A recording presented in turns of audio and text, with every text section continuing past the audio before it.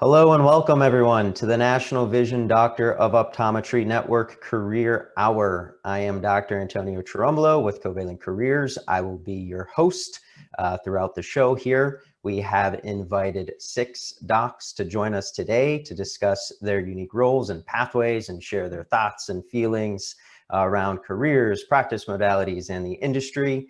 If you have any particular questions, there's a chat bubble in the bottom right corner of your screen. You can ask questions about careers or open positions or really anything that you might want to know.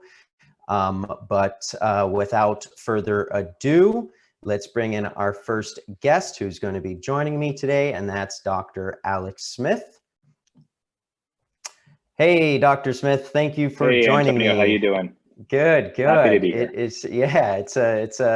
It's 6:30 here on the East Coast, so the sun has setted, and it's hopefully people are wrapping up with clinic hours and able to hop in and join us too. But for those watching, Dr. Alex Smith is the VP of Clinical Services and Development at National Vision.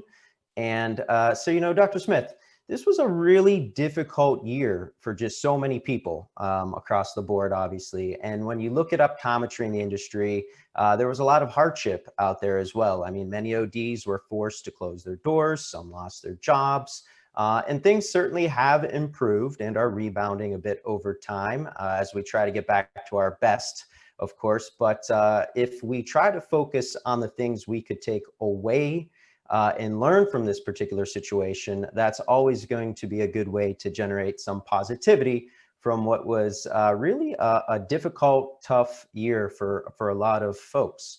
So as we look forward to 2021, perhaps you could share some of the main things that National Vision did in response to COVID, the pandemic, that perhaps docs everywhere might also be able to take back to their practices and implement, not just in the present, but even in the future going forward, because we're all looking forward to 2021. Yeah, so it's certainly been a crazy year. When everything happened back in March, and we quickly realized that we had to have the partnership of our doctors. So if you didn't know, we're the largest employer of doctors in the country. We have over 2,300 affiliated doctors with us, and we quickly realized that we needed to partner with them. And if nothing else that I would say that we will do moving forward that we learned from this is we are just communicating like we never had before. We always felt like we were close to each other and keeping each other, abreast of what's going on, but we have literally just ramped up the communication both ways, and it's been fantastic. Obviously, we put in a lot of safety protocols. We lowered the patient volume. We've made lots of changes, and changes happening every week. They continue to happen. But we're very proud of how we communicated with everybody. I would say that's probably our biggest thing. Keep that going.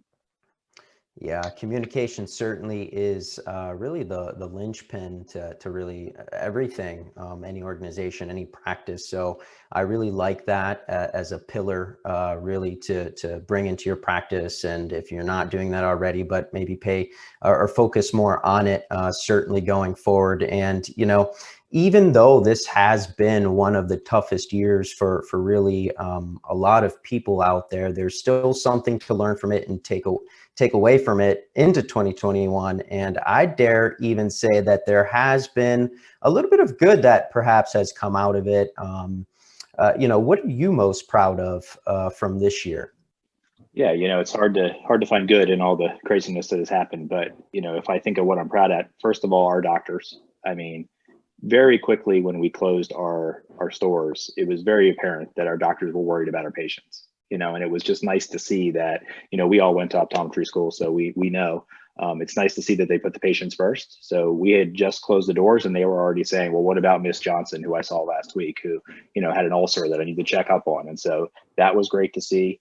And, when things like this happen, it's kind of like you get to sort of prove yourself. And so we all saw the company that we work for and work with, and, lots of great things happened. The doctors were paid throughout, even though we were closed for many weeks. We've given a lot of PTO, a lot of bonuses, things like that. And it's just, I think you really start to see, who you're working with in times like this. When you get to times of crisis, people either rise up and, do their best, or people just kind of freak out and crash and burn. And so very proud of the organization and very proud of our doctors, especially. Yeah, that's so true. And I just want to wrap up here and ask you to share one thing you're excited about for the future as we head into 2021 here in a few short weeks. Yeah, so I would say the thing that I'm the most excited about is the future of remote medicine. We had been talking about remote medicine and working on that before COVID ever even started, but we thought it was years away. And now all of a sudden, remote medicine is this big thing. And before COVID, the doctors didn't like remote medicine and didn't want to talk about it. Now they're very open to it. So I think you're going to see a lot of changes with that, as long as the doctor is still part of it. So we're all Right. about remote medicine and we're excited about it if it's a synchronous platform that the doctor's involved. So Yeah, excited about that. absolutely. Yep. Yep, absolutely. Well, thanks, Dr. Smith, for joining me. We Thank you, are sir. going to be connecting again here shortly for our panel discussion at the end of the show. So hang tight. I'm going to ask our producer to bring in our next two guests, Doctors Ymalay and Angelika Pacholek, who will be talking a little bit about externships. So we'll see you back here in a few seconds for those that are watching. And Dr. Smith, we'll see you in about 20 minutes or so. All right. Sounds good. Thanks.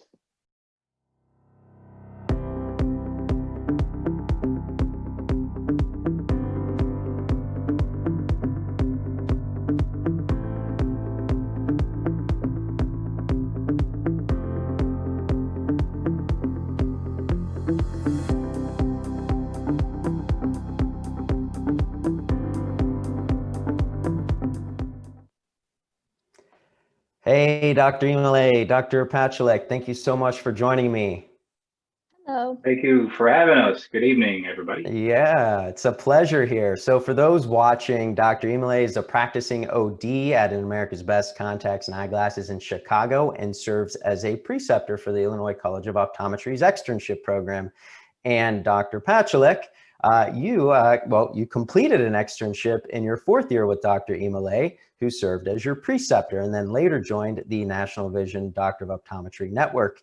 So I wanted to have you guys here. We're going to be talking about externships. So Dr. Ymalay, I'm going to put some of the pressure on you here first and ask you a couple of questions. And for those that are watching, maybe you are in your, maybe you're in school right now, obviously third year, or even in your first or second year and thinking about, where do I want to do my externship when I need to make that choice and when I reach that point in my optometric journey. Dr. Ymalay, you have experience as an externship site, and for those students who are watching this now or later, if you couldn't join us live, perhaps you can talk a little bit about how students in their externships can enhance their learning, especially now during this particular time period. I think when it comes to learning, firsthand is always going to be the best thing. Seeing patients is the way to go. You can read as much as you can out of textbooks and online, but seeing the actual patient in front of you is very, very important. I think, let's say if you're in your fourth year and you're going about your externship rotations, take advantage of your attending that's there or your preceptor that's there. They've been around, so use them as a resource. And if, like what I do, for example, in our externship rotation, it's a primary care rotation, but I make sure that our students leave a little bit more well-rounded. They follow surgeons and other specialties also to learn personally that way. So I think it's a combination of things, and I think it's important to take advantage of that. And what would you say is your favorite thing about being a preceptor? I mean, it's. I think I kind of tell this to all of my, former students right when they're leaving, and it's always the transition that I see from the moment they walk into that door in their first day, and seeing them kind of open up their eyes a little bit more and becoming more of the doctor versus just becoming or gathering data. So that transition is always, I think, what brings joy in my mind and my heart, and is why I still do it today. Yeah, certainly. And, I'm going to shift the conversation a little bit more towards Dr. Pacholek now, and I'd like you to share your experience. So could you perhaps touch on how your externship but Dr. Ymalay helped you prepare and take that next step in your career as a clinician, which is interestingly what Dr. Ymalay just said is his favorite part about being a preceptor. So no pressure though. So I think the biggest thing is that this was the first and only externship that made me be a doctor only versus every other externship site. It was technician first and then doctor second. So I feel like just being independent and just always thinking as a doctor did help.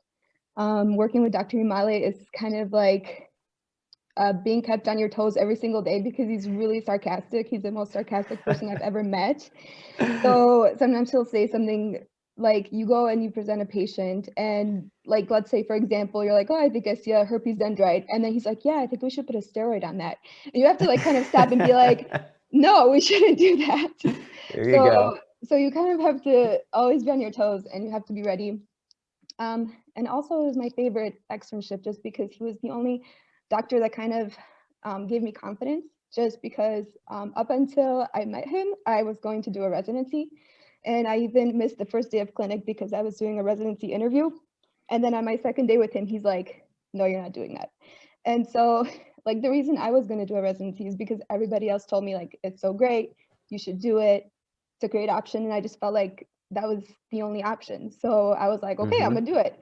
And then the second he was like, no, you don't have to. I was like, thank God. Because I was just so ready to not be a student anymore and just like start being a doctor. Yeah, it's so incredible how important those externships are, and just having a good preceptor and a good externship site really can make such a drastic difference, you know, when you graduate and ultimately get into your career and start really your journey. So what advice would you give students who are considering externships in this very moment? So I think that you should pick different practice modalities just to see firsthand what they look like.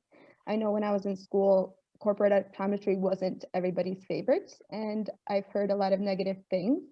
But just seeing it firsthand, I realized that a lot of the things they were saying wasn't true. Like the biggest thing was like, especially with America's Best, everybody's always like, do you actually see a patient every 10 minutes? And just like, I literally even looked at other stores like within like the past year to see like what their schedules looked like before COVID. And it was never like literally every 10 minutes a patient. So, and also just like, even if it was a patient every 10 minutes, like you have a pretty good support staff, and like even before you see the patient, you have all the information that you need. So you kind of know what you're going to do. So you can get it done in even less than 10 minutes. Yeah, certainly when you're equipped with that support, that's all the difference. And, you know, this last question that I have for you here, it probably ties a good bit into the advice you just gave, but, you know, what was the key thing that you learned or experienced that made you join National Vision after graduating? So for me, it was just really nice that I already knew kind of what the expectations were and what it looked like to work in a place like that, because I did have my externship there. So I knew what to expect. And so I wasn't like blindsided. Like graduating and just becoming a doctor is already nerve-wracking. And just even starting a job in general, whatever it is also pretty scary. But like already having that foot in the door and like kind of knowing what to do. And the other thing is, your first day, you're not alone. Like they have onboarding, so you're still with another doctor that kind of teaches you and shows you the ropes, gives you their tips. So you don't just show up on your first day like, here you go, here's your first patient, good luck, bye. So that was really nice. Yeah, that's fantastic. I mean, I still remember my first day when I got out of school. I was just, you know, found myself in the practice, and I was seeing a patient for the first time, and I was like, oh my gosh, where's my help? Where's my support network? And it can be certainly a scary feeling. So that's great that you have that support when you get started. But Dr. Ymalay, Dr. Pacholek, thank you so much for joining me. We are, of course, going to connect for round 2 in probably about 15 minutes or so, maybe less, when we get to our panel discussion. But I'm going to have our stream producer bring in our next guest, who will be Dr. Elizabeth Hoang, who will be talking about subleases here in just a few seconds.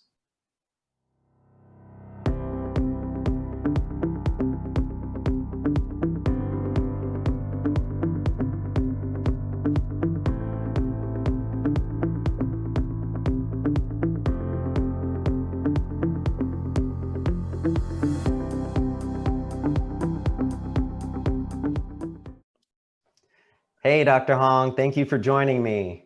Thank you for having me. Yes, it has been a rapid fire interview series here going on that will culminate with our panel discussion, of course. But for those watching, Dr. Hoang currently holds a Walmart sublease in Texas and has joined us here to speak a little bit about her experience and this particular career pathway. So subleases are certainly entirely different than working as an associate doctor or employed OD. So in your experience, Dr. Hoang, what makes a good candidate for a sublease modality? So I think a sublease, not only are you the doctor, but you have the ability to become a business owner as well. Yes, 2020 was very troubling, but also I actually just opened up my sublease this year. So with the troubles of this year, it also came with 2020 and things and the challenges that it gave. But, you know, I learned how to open up a business account, all those things. And so it's always been something that I want to do as far as not only take care of patients, but also learn the business aspect of our profession essentially. So I think a good candidate is somebody who is interested in the business side, in addition to being a doctor as well. Yeah. And, you know, for those out there that are considering this career pathway, can you perhaps share why you chose this modality and maybe what the most rewarding things about it are to perhaps give them that extra bit of inspiration they need to ultimately pursue this too? Right, absolutely. So Sublease is, like I said, a business in itself, and you are the owner of the business. You're seeing all the patients, you're filing the claims, you're doing all the insurance, not just seeing the patients itself. And so Sublease, the reason I went into it is that I've always been interested in kind of owning my own practice and things like that, not just seeing patients. The most rewarding thing this year has been me going into this venture, and I feel so thankful for being given the opportunity to open up my own sublease. And so the most rewarding thing I would say is that all the patients you see is your patients. It's not an associate doctor or a higher up doctor that is owning the practice and profiting from all the patients. Everybody you bring in is yours. And so not only do you profit from all the patients that you bring in, you also build those kind of relationships with the patients as being kind of the practice owner. And so it's just been so rewarding to kind of build it all your own, I guess. Yeah, for sure. It's something that is really yours and you can grow with as well. So that's great. And obviously there are many different kinds of sublease options and opportunities out there, right? But why should you consider a sublease with Walmart? And you know, perhaps why did you consider a sublease with Walmart particularly? Right. So first of all, when you consider a sublease, like I said, it's a business, and so you want the business to flourish. The beauty of having it at a Walmart is that you profit from all the walk-ins and things like that from the day one. And so there's just so much traffic going through that it basically sets you up for a successful practice in the end. And so that's a nice guarantee, especially for someone going into a business venture such as a sublease. It just has that beauty of not having any failure, I guess, which is nice. Yeah. And, you know, finally, one might say that this particular career pathway perhaps is something that you were a bit familiar with as well. Can you maybe talk a little bit about what it's like to share the same career path as your mom?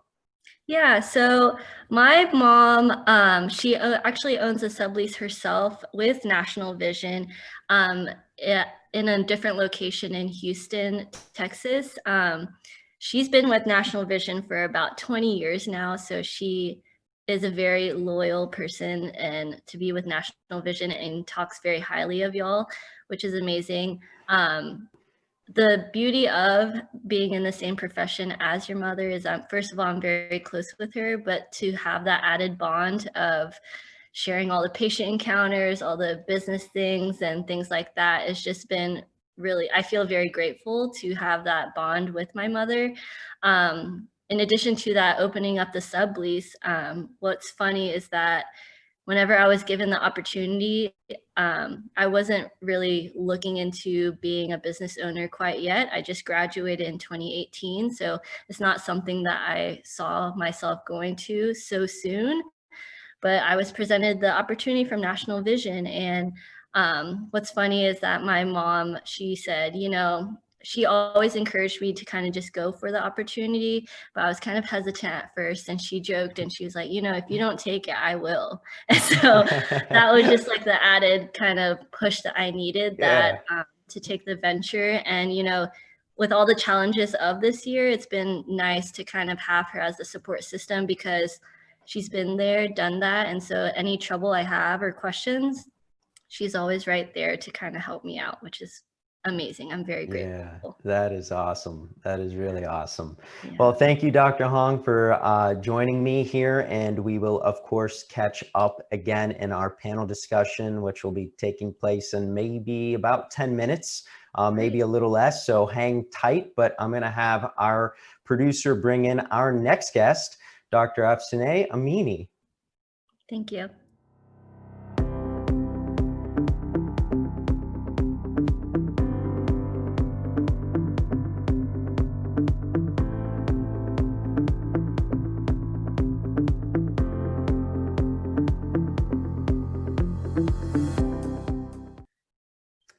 Hey, Dr. Amini, thanks for joining me.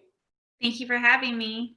Yes, for those watching, Dr. Amini practices inside an Eyeglass World location in California. She also serves as a clinical panel member and ambassador, two of the great roles available for doctors outside of the exam lane. So, Dr. Amini, so many people reach out to us, us Covalent Careers, with an interest in getting involved outside the exam room. Can you maybe tell a little bit about your role as a clinical panel member and ambassador, and what your primary goals are? Certainly. Well, my role as a panel member and an ambassador is to bring awareness to the beneficial aspects of working inside a National Vision office. So panel members, essentially, they help educate others by sharing their clinical experiences through case reports. So basically, throughout our work, we pick a patient case that really stood out to us, and we write about it, and we present it and share it with our colleagues. And then ambassadors help overcome the misconception about practicing in a retail setting, which these misconceptions are very common, as we've heard from some of the panel speakers here.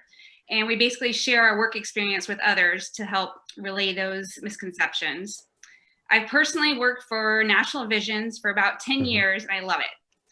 So I want to encourage other optometrists to join our network. There are so many positions available, from full-time to part-time, depending on what each of the doctors is looking for. So I know working mothers that work for the company, retired business owners that work for the company, and part-time fill-in docs who are all happily employed by National Vision. NVI really takes care of the doctors, which I love, and it's one of the main reasons why I've been with the company for so long. Yeah, I mean, it certainly sounds like there's a little bit for really everyone, depending upon where you might be along your career pathway or your journey, so to speak. What would you say ODs and students you're watching should know about the National Vision Doctor of Optometry Network and their brands? Because as you know, of course, there are a few brands that fall under the umbrella and a few different types of career pathways. Definitely. Well, NVI is one of the largest optical retailers in the US. It's made up of about 1,100 stores, and the company is still growing, which is amazing, even during these COVID times right now. So the company is divided up into various brands, and probably the most widespread and well-known brand is the vision centers inside of Walmart. Walmart is such a prevalent business. I mean, I don't know what state doesn't have a Walmart inside of it. Another brand that the company owns is America's Best, and America's Best started out in the Midwest, and they're slowly expanding to the West Coast, especially in Central California and Arizona. There's also a smaller brand called Vista Optical, and they're pretty much inside Fred Meyer's stores and then even on select military bases. And then my personal favorite is Eyeglass World, because, you know, where I'm currently employed. And all these different brands, they cater to different markets, but they're all tied into the same mission. Basically, they make quality eyewear and eye care, and they make it affordable and accessible for our patients. And I think that's why the brand is doing so well, even during these COVID times, is because the patients are receiving value for their dollar. And right now, during these economic hardships, National Vision really fills that void. Yeah, you know, it's interesting because you had mentioned it a bit earlier too, and just recently, just the whole topic of career growth and opportunities. But one of the most important things that students and ODs report to our team and in our yearly survey that we run is always around the importance of career growth, as you know, career growth being one of the most important things to them. Can you tell me a little bit about career growth opportunities with your practice and in the network? Well, within their company, there's lots of room for career growth. As a doctor, you can start off working full-time or part-time. For example, I began my career with National Vision as a fill-in doctor, and I'd fill in at stores that were needed, like say a doctor needed to take a day off or vacation or something. I'd fill in for them. From there, I worked my way up, and I'm now the managing doctor at Eyeglass World in Santee, California. And then I also serve as a clinical panel member and a brand ambassador. So as you move up in the company, even past that, doctors can take on more managerial roles, such as becoming an area doctor. And basically what an area doctor does is they handle any of the issues the doctors have, such as scheduling or anything that comes up within the district. You can actually work your way further up the chain, and there are positions open such as optometric clinical director, doctor of recruitment, director of quality assurance, you know, even moving up to vice president or president. So the sky's really the limit where you can go with National Vision. Just depends on where you want to be. Yeah, that's fantastic. Thanks, Dr. Amini, for sharing all of that with us. We'll be reconnecting in about 5 minutes in our panel discussion. But before we get to the panel discussion, I want to bring in our next guest, Dr. Ral Ramos. So I'm going to have our producer here bring in Dr. Ramos, and we'll talk again, like I said, in just a few minutes.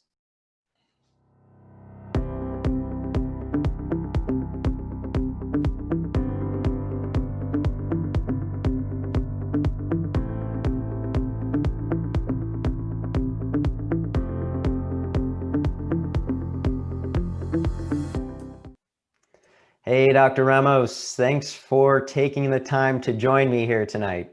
Hi, Antonio. Thank you for having me. It's a pleasure. Yes. You recently wrote an excellent article on covalent careers surrounding residency and why you chose to practice at an office inside America's Best Contacts and Eyeglasses post-residency. So, Dr. Ramos, I was hoping you could bring a little bit of that insight here into our conversation, and then perhaps a little bit later in our panel discussion. And first, just talk a little bit about, you know, why did you choose to do a residency? Well, thank you, Antonio. When I started optometry school, I always knew that residency was something that I was very interested in, specifically ocular disease. And so by the time that I graduated from optometry school, I joined the Bascom Palmer Eye Institute here in Miami, Florida, and I worked with different specialists there. So I worked, I had one day where I was working with the glaucoma specialist, one day with neuro-ophthalmology, one day with the cornea service, and one day with the retina. And then I had one day where I saw my own patients in my own clinic. And a lot of those patients were coming in from the emergency room for follow-ups, and just other patients were coming in for regular eye exams. And ocular disease is something that I have a strong passion about. And I felt that the residency provided me with a lot more experience. And now I can bring this experience to America's best stores. And I'm not afraid when a patient comes in with a foreign body and I have to remove it, or when a patient comes in with an infiltrate or an ulcer. I don't freak out about what's going on. You know, I try to handle it as best as I can. And sometimes if I see that things are just going a little bit too far, then I can go ahead and refer the patient to the right place. Sure. Yeah, definitely. And for those watching as well, perhaps you can talk a little bit about why you chose to practice at an office in the National Vision Doctor of Optometry Network post-residency. Well, it all pretty much started after with the whole COVID situation. I was initially going to work with a friend of mine at a private practice, but after what happened with COVID, his practice is still running, but at a lower speed. I was actually working on the weekends at a Walmart Vision Center by National Vision, where I was working for the doctor that was subleased, and I ended up losing my job during the shutdown. And I was just left with Bascom Palmer, and I had recently purchased a house. A baby was coming along the way. And then I said, well, you know, I've heard about National Vision. I actually have a friend of mine, and she was the one who recommended it to me. And she put me in contact with a recruiter. And one of the things that she told me is that the National Vision actually paid for her during the COVID shutdown. And I think that was very important, because Bascom Palmer was doing the same thing for me. I was home 2 months, but I never lost my job. And then once things started to open again, I went back to work. And I think that's one of the biggest reasons why I decided to join National Vision, because I felt that this is a company that takes care of their doctors. And I feel that this is something that I want to be a part of. Yeah, certainly. And going back even to just what you were speaking about moments ago, I mean, there's no doubt that you learned and acquired a tremendous amount of knowledge during your residency, which, as you said, focused heavily on ocular disease. And I mean, that's something that you were very interested in. But how are you using your knowledge and skills from your residency on a daily basis? Well, it definitely makes me a lot faster seeing patients. I remember my third year in optometry school, my first day in clinic, I actually went home and I had a headache that day. I called my wife and I told her, I don't know if I made the right decision. I only saw 3 patients today, and it took me 3 hours or 4 hours to see a patient. Yeah, we can all relate to that. And then I realized that was normal when I started asking around. But with residency, you know, the retina clinic, there were more than 60 patients. Neuro-ophthalmology had about 40, cornea had about 50. So I'm kind of used to seeing this amount of patients. Now, mind you, all of these were worked up. So by the time I got to see them, they were dilated. I was just looking at their eyes and kind of documenting and interpreting tests. But that definitely helps with the speed, especially with the fact that almost all the patients in America's Best are pretty simple compared to the ones that I would see at Bascom Palmer. A lot of these patients don't have disease, or almost all 20/20. And so the exam just goes pretty much straightforward. Yeah, certainly.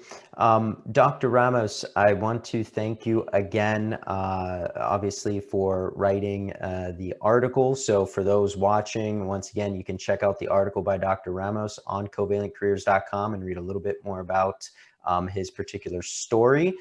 Thank you for sharing some of that with us right now, and we'll ask you a few more questions about it in our panel discussion, which is going to be taking place here in a few moments. So I'm going to have our stream producer bring everyone in together here, and we'll get right into our panel discussion in a few seconds or so here.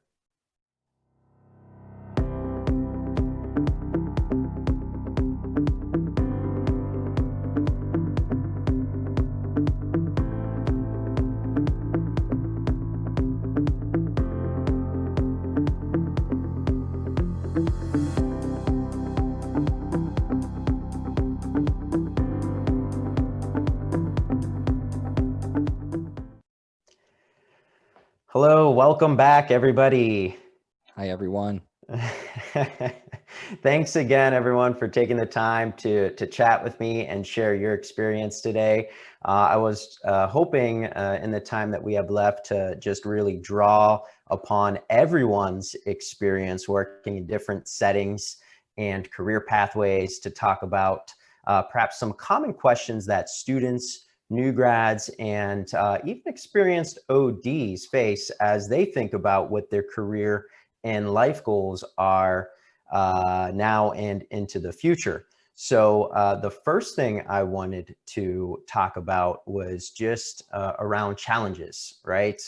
Thinking about when we first started tonight, we got into the challenges of 2020 and looking forward to the future. But particularly, I'm interested in challenges around choosing a career pathway, which is something that we all need to get started with. It's kind of almost step one, right? So perhaps, Dr. Hoang, you can share some of your insight into perhaps what are some of the most challenging things about choosing a career pathway? I think the most challenging thing is kind of deciding what you want in your career. Yes, you graduated optometry school, but what's next? What kind of things do you want in your job life? Is it more vacation? Is it more money? Is it more patients? Is it a certain type of patients? So there's so many different modalities that we can go and different paths we can go as optometrists. And so I think it's important to kind of take all those externships that you took in during your 4th year and kind of decide which modality you want to go into. And I think it's important to tell yourself that your first job oftentimes is not your last job. And so just kind of putting your foot in the door and experiencing it. And then that will help you decide of which kind of pathway you want to go to. Yeah, certainly. Dr. Amini, I'm curious to hear if you've got any additional insight into that, or perhaps you have other thoughts that you can share. Definitely. I think one of the most challenging things about choosing a career in optometry is you basically want to make sure you find you're happy. So you have to choose a career that you enjoy and you can be happy doing your position for a long time. There's so many different ways to make a living, but you want to choose a job that challenges you both professionally and personally. You don't want to get bored. You know, definitely shadow a doctor or volunteer before you go into that profession to see what the daily grind actually entails. I work 6 days a week and I can honestly say I love what I do. I don't get bored. I know, going to graduate school it's a huge financial investment, and especially with your time. And I'm so glad I went down the career path I did because I don't get bored. I'm challenged at work and ultimately I'm happy. And I think that's, the happiness is so important no matter what you're doing in life. Yeah, definitely. I agree with both you. I couldn't agree more. And I think a big part of it too is just looking at what your life goals are, right? Of course, and thinking about how that ties into career goals, because I think both of them can almost be one and the same in a way. But once you've figured out that career pathway that you want to pursue, perhaps even more importantly, how do you know you made the right choice? So, Dr. Hoang, I'm going to go back to you again here, and perhaps you can share some thoughts.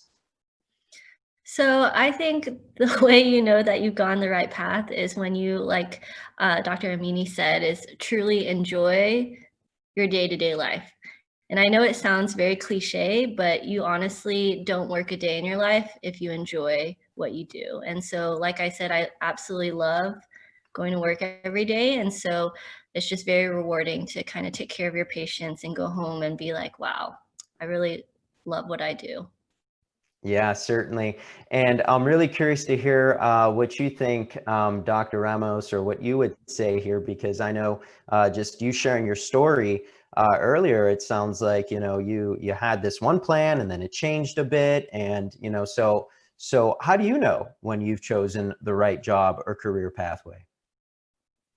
I think it comes down to a balance of work and freedom, having the ability to do what you love to do every single day, but at the same time being free meaning once you leave work, you're able to go home, you're able to spend time with your family. You're not thinking about the insurance company denying your claim after you had seen the patient, and then you have bills to pay. So it has to do also with that stability and the benefits that come into play. And so it's kind of like a push and pull kind of thing where you're working, but at the same time you're free, and you don't necessarily have to be free by being an independent contractor. You can be an employee and still be free. Mm-hmm.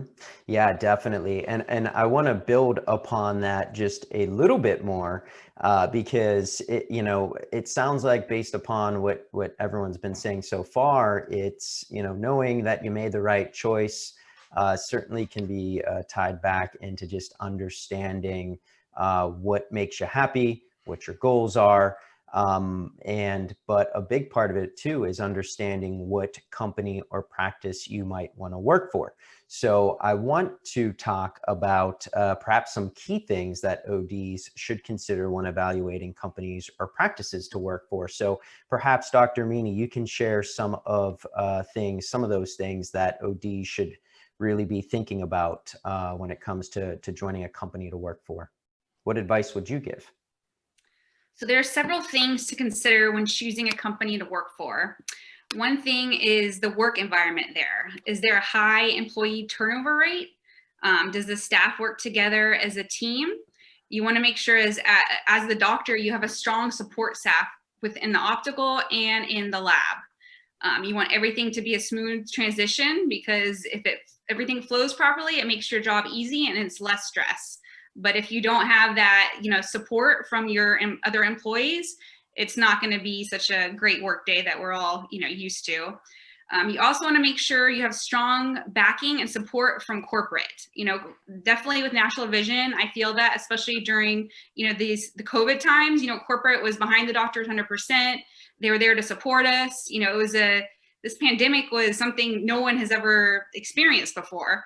So it was just so great to know you're working for a company that, corporate was behind you and they weren't just leaving the doctors out to dry. Mm-hmm.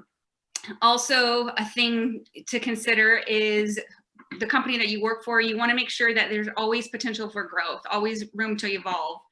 You don't want to just be at a stalemate constantly, because, and you always, especially for me, I like to push myself and always, progress. And I like that development and advancement that a company such as National Vision, will back you with. One thing that we're all concerned with, no matter what company we join, is the benefit package. So you want to make sure the company will provide you with good medical and dental insurance. Do they have some sort of retirement account set up for you? Do they help with your continuing education? How much vacation will you be able to get? Is time off accessible?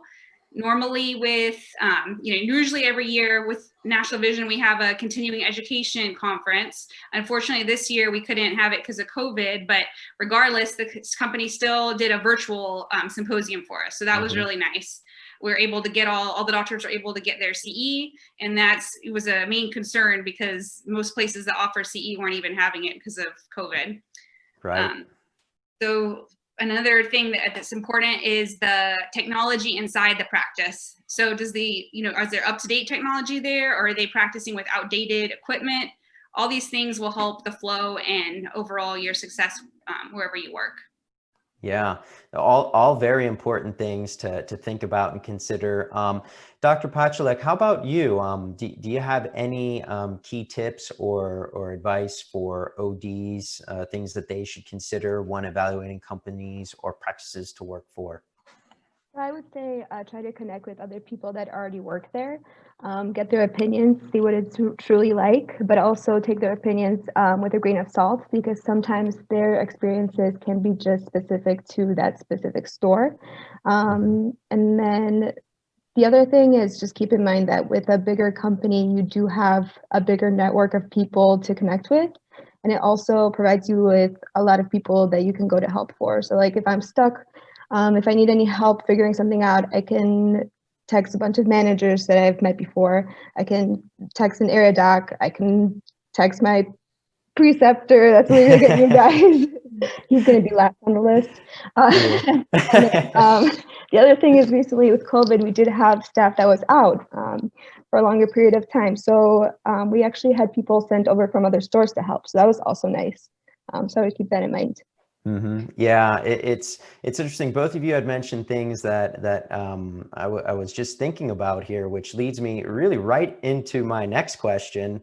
And there's just so many different practices and practice types or companies you can work for. And I remember when I was starting off, I worked for a small practice, and it was pretty tough. I mean, I had no vacation time, no medical, no dental, CE dues, et cetera, all those things that Dr. Amini, you were just talking about. But when it comes to benefits, I mean, there's even more to it than that. And that touches a little bit perhaps on some things that you were talking about, Dr. Pacholek.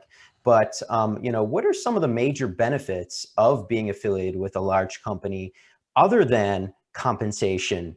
And some of those other items. So Dr. Ramos, what would you say? I think it all comes down to the connections. For example, there's the hierarchy with the company. You can move up the company, you can become an area doctor, and there are other positions also. But there's also lower positions such as just becoming a store doctor or becoming a float doctor. A float doctor, those are the ones that they don't have a home store, meaning they go to different stores every single day. And those are the ones that are used when doctors are sick or they need time off. So that's a different position, and it pays a little bit more. You can also move within the company. Like, for example, right now I'm working in the Homestead store. So that's actually a little bit far from my house. It's about a 40-minute drive, but the company is trying its best to kind of relocate me closer to home as soon as one of the other stores opens up. So that's one of the major benefits of working with this large company, where you're not just stuck in one place. You can move around, or if you're moving to a different state, such as let's say you're moving to Georgia, there are other stores in Georgia that they can easily put you in. And so you'll always have a job. And I feel that's one of the most important things with this company. Yeah, for sure. And Dr. Pacholek, I mean, you had spoken about having, in terms of, benefits. I know you had just said having that network that you could call upon, those that support and those resources, but really anything else that you can think of that is really a key benefit of working for a larger company outside of, just compensation. I was going to add that it's not just support at work, you can also get support outside of work. And I just learned this recently.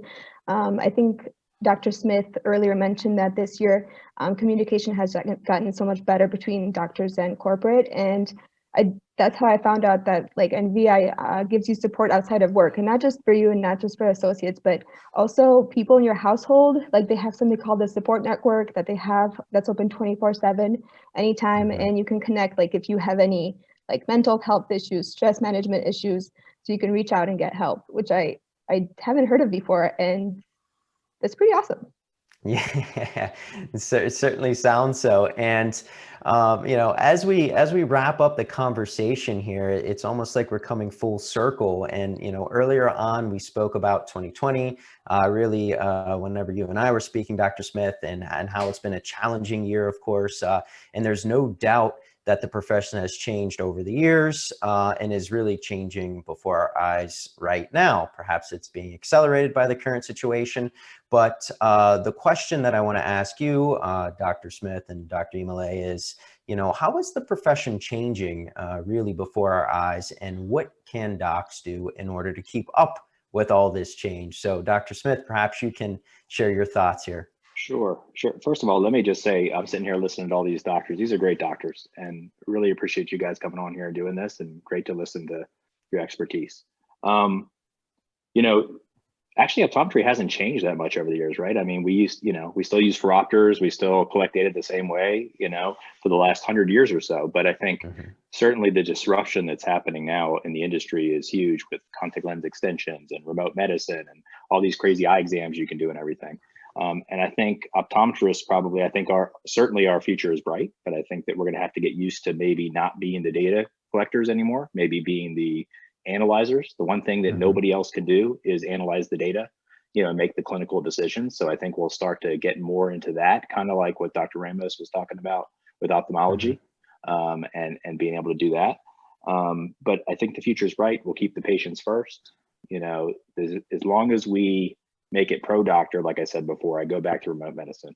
As long as we're synchronous, meaning that the doctor is involved in the patient care, as long as we preserve that doctor-patient relationship that we learned about in school, I think it's going to be great. I mean, we just have to be open to it. That's the biggest thing, is be open-minded to it. And I think that's one of the blessings of COVID, is that whereas maybe we were a little closed-minded to some of this stuff before, now we're kind of open to it. And I think that that's going to help the profession long-term.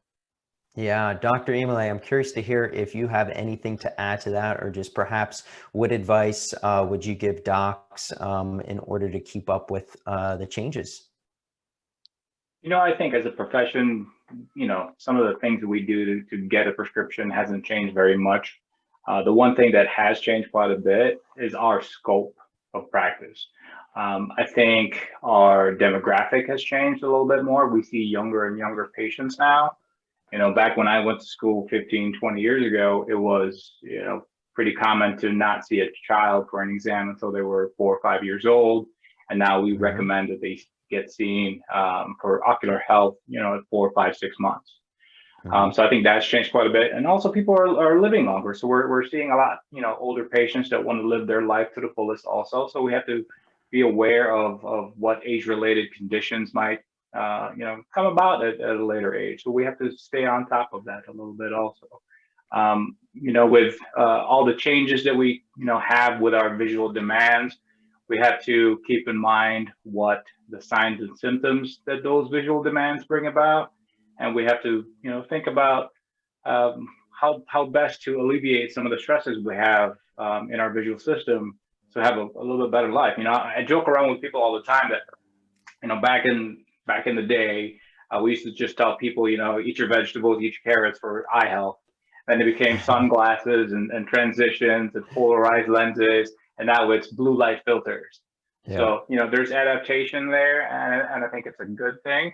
And we're becoming more integral in healthcare. Yeah, for sure. And just as we prepare, in a couple of short weeks, 2021 is upon us. I'm curious to hear your thoughts, Dr. Smith. You had spoken about this a bit earlier and just recently, just about, where 2021 is going. But, where do you see 2021 going, and what advice would you give docs in order to prepare for their best year yet?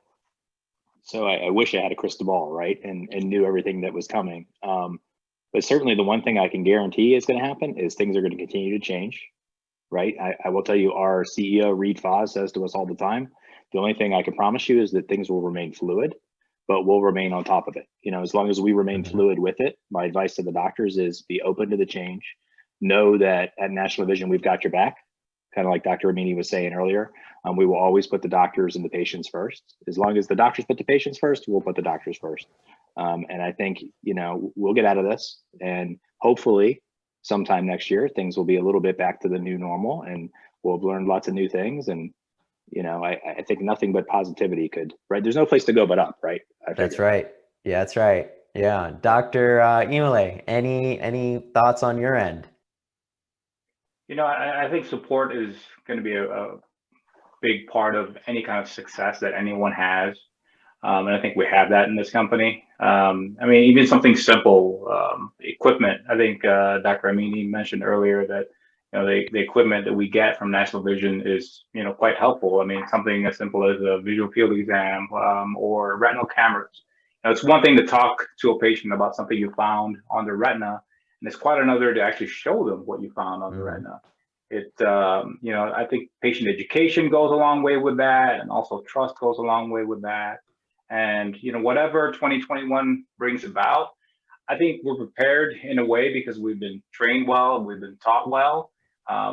We always need a little bit of guidance along the way, and that's why we have this big network of doctors that we have in this company.